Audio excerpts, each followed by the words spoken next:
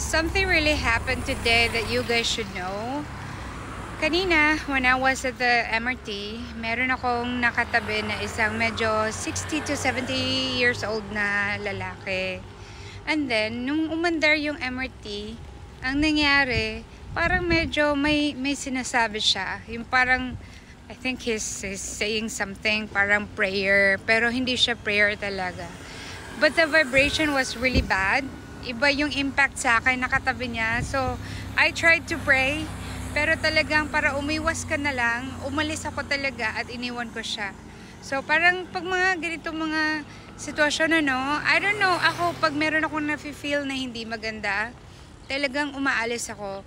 Same thing noon sa Cebu na sumakay ako ng jeep and then there were like 3 people. May 2 sa likod tapos may isa sa front seat. And then sabi kasi ng kaibigan ko, kapag ganyan yung sumakay, beware ka talaga kasi baka mamaya mang-hold up yan or something. So talagang, yan, basta pag may bad vibes, talagang I tried na umaalis ako or just to keep myself safe. Pero parang nawala din yung parang a little bit of kaba ko kanina kasi nung lumipat na ako ng upuan, meron ako nakatabi na medyo bata-bata na lalaki, mga 20 to 30 years old.